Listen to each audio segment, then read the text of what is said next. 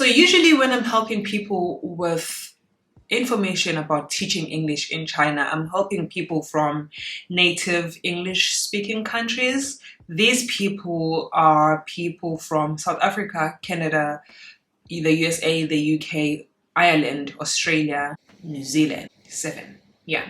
So all people from these countries can teach English in China legally without a problem. All they need to have is a degree, 100% a degree, nothing else, and then they fine. They can apply for jobs here.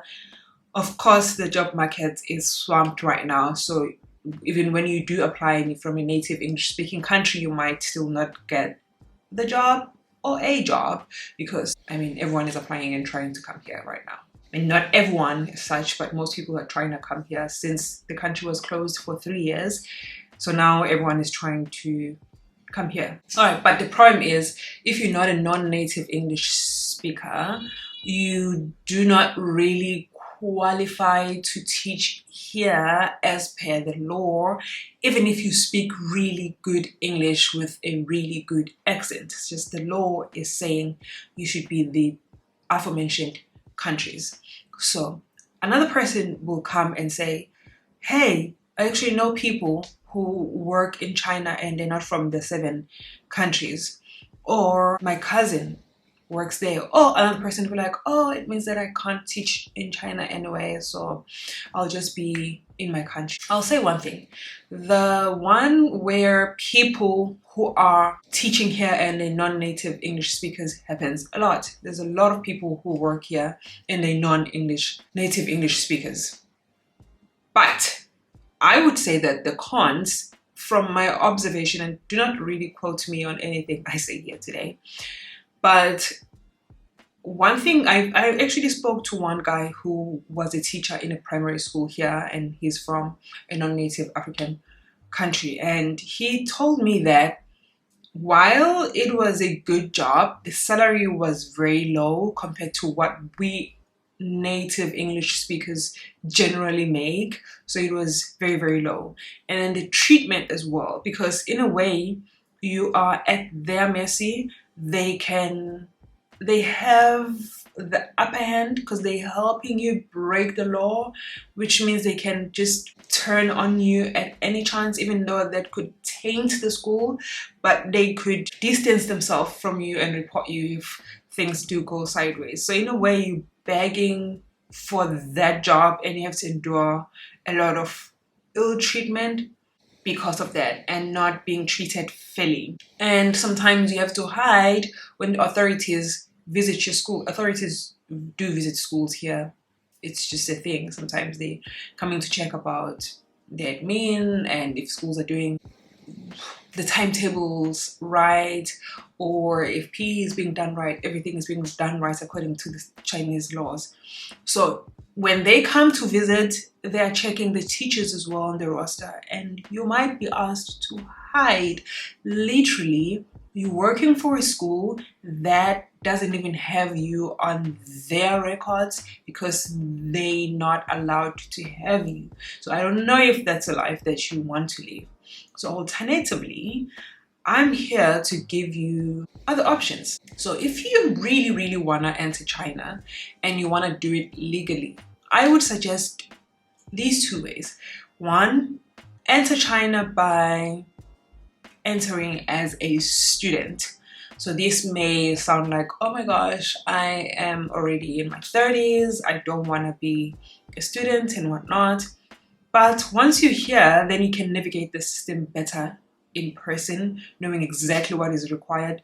There's so many industries as well. So I've met people who were students and now are working in hospitals here, for example, they're doctors, or they work in logistics in other companies in IT. I met a guy who's in IT. Yeah, so like you can enter if your thing is entering and for whatever reason you're really desperate to enter here, do that. Enter as a student, start working. In 2 years' time, you start working for a company. It's really, really good companies as well, and they do pay very decent amounts of money. The only time you're gonna get paid a lot of money as a foreigner here, not the only time, but mostly, is if you're teaching. That's how we make a lot of money. But if you're working for a company, It's like good money, but not as good as if you were teaching. Your other option is to teach. One thing I've noticed is that non-native English speakers are coming in to teach here, but in a lot of cases that I've encountered non-native English speakers as colleagues, they were teaching art, drama, history, music, PE, history, economics, like the other subjects. So in some cases, you find schools that are hiring people from non-native English speaking countries to teach these subjects. It's very legal, I would like to think, so don't also quote me on that, but I think it's very legal because I've seen it a lot, and I've seen it in Shanghai as well. I've heard of it in other cities. In PE, for example, some schools will literally be looking for black people because they believe that black people are very strong and whatnot. So shoot your shot there if you are a black person. In other cases, schools will still insist on hiring people that are Caucasian, white, or other races outside of black, because some schools literally still prioritize skin colors in their hiring processes. So, but it's better, I feel like it's better to teach other subjects than to teach English in terms of the paperwork and in terms of just the law. Yes, other schools will literally get you a Z visa, but your paperwork is not as straight and narrow as it should be according to the law and regulation here. So try these other sectors, see if you can. If you are not lucky enough, I'd say don't enter this country and try to do things that might get you into trouble. You literally might get into trouble with the authorities here. The technology is insane. They are able to catch you for whatever reason if something is wrong. I was talking to one of my colleagues and he was telling me that his school registered him, he was in a different city, and then they registered him as if he was living in a different city. And so when the authorities checked, somehow, somewhere, they found out that, wait a minute, this person is in this city, but he's registered as a person who's living at another city. This is literally a person from a native English speaking country. And they came to him, and the school was like, oh, well, you go and find him. So he had to talk to the authorities as if he had done this mistake. And he was smart enough to be like, hey, if I'm going to be signing paperwork, you guys are signing the paperwork with me. He was to the school, because it's not me who registered myself in this different city. So the school took the fall with him because he insisted that, hey, it's not my fault that this is happening. You guys made this happen. So if this can happen to a person who's a native English speaker, imagine you as a person who's a non-native English speaker. You don't want to play with the Chinese law. One thing about this law, it doesn't play. Another thing I would say is that if a school is looking for a non-native English speaker specifically, that's just a little bit of a red flag. They don't want to pay. They're trying to take the shortcut, and they're going to rip you off. All right, you will get the job, but it's just like a red flag. Why are they specifically looking for something that is not allowed? Right.